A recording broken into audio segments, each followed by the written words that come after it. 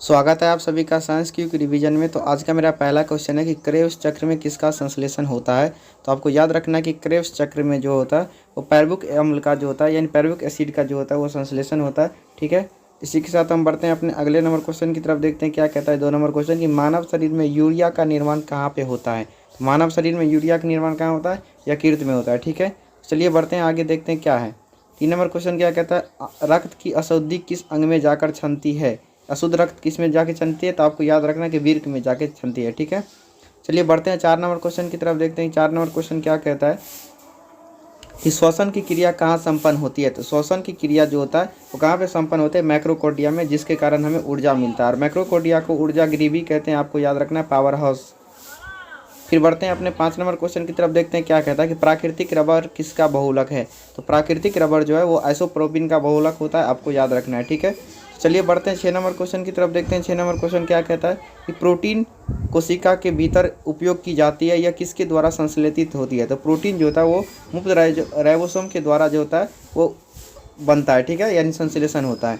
फिर बढ़ते हैं इसी के साथ 7 नंबर क्वेश्चन की तरफ। देखते हैं क्या कहता है कि रेयन के निर्माण में कौन सा मुख्य कच्चा माल प्रयोग किया जाता है। तो आपको याद रखना है कि रेयन के निर्माण में जो होता है वो सेलुलोज का प्रयोग किया जाता है। ठीक है, तो चलिए बढ़ते हैं 8 नंबर क्वेश्चन की तरफ। देखते हैं 8 नंबर क्वेश्चन क्या कहता है कि स्कर्वी नामक रोग किस विटामिन के अभाव में होता है। तो स्कर्वी जो होता है वो विटामिन सी के अभाव में होता है। ठीक है, तो आपको याद रखना है। तो फिर देखते हैं 9 नंबर क्वेश्चन क्या कहता है कि सबसे भारी धातु कौन सी होती है। तो सबसे भारी धातु जो होता है वो क्या होता है, ऑस्मियम होता है। ठीक है, आपको याद रखना है कि सबसे भारी धातु ऑस्मियम होता है। फिर बढ़ते हैं इसी के साथ 10 नंबर क्वेश्चन की तरफ। देखते हैं क्या कहता है कि विद्युत का सबसे अच्छा चालक क्या है। तो विद्युत का सबसे अच्छा चालक जो होता है वो चांदी होता है, आपको याद रखना है। फिर बढ़ते हैं इसी के साथ 11 नंबर क्वेश्चन की तरफ। देखते हैं क्या कहता है कि पोटासियम का अश्यक कार्बोनाइट का सूत्र क्या होता है। तो पोटासियम का अश्यक जो कार्बोनाइट होता है उसका सूत्र आपको याद होता है कि KCl MgCl2 6H2O होता है। ठीक है, पोटासियम का अश्यक होता है कार्बोनाइट, ये भी आपको याद रखना है, और उसका सूत्र KCl MgCl2 6H2O होता है, आपको याद रखना है।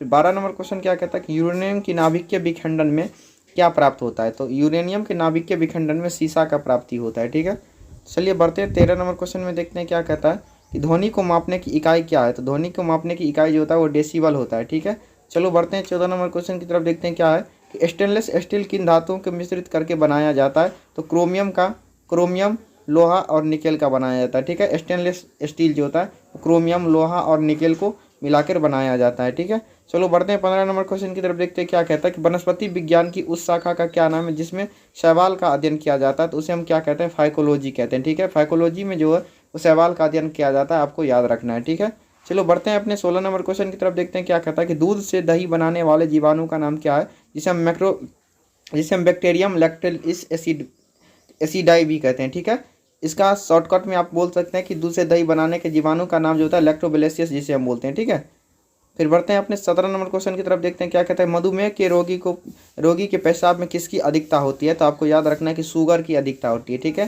तो चलिए बढ़ते हैं अपने 18 नंबर क्वेश्चन की तरफ। देखते हैं क्या कहता है कि प्रोकैरियोटिक जूस में पाए जाने वाला एंजाइम क्या होता है। प्रोकैरियोटिक जूस में पाए जाने वाला एंजाइम जो होता है वो ट्रिप्सिन एंजाइम होता है, आपको याद रखना है।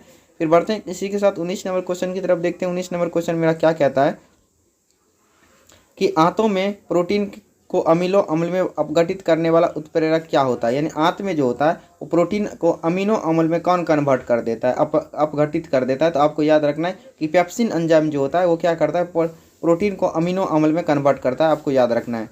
फिर बढ़ते हैं इसी के साथ 20 नंबर क्वेश्चन की तरफ। देखते हैं क्या कहता है कि एस्ट्रोडी क्या है। तो एस्ट्रोडी क्या है, तो मेरे भाई एस्ट्रोडी जो है वो ब्रह्मांड के विकास का अध्ययन करने वाला जापानी एक्सरे उपग्रह है। ठीक है, सैटेलाइट है, एस्ट्रोडी यही होता है। तो इसी के साथ ये आखिरी क्वेश्चन था हम लोग का। तो आप लोग ज़रूर कमेंट में बताओ कि 20 में से आप कितना सही कर पाए। ठीक है, और अगर ये वीडियो आपको अच्छी लगी हो तो कृपया वीडियो को लाइक करते जाए और चैनल को सब्सक्राइब कर लो। ठीक है, ओके बाय, मिलते हैं फिर किसी अगले वीडियो में।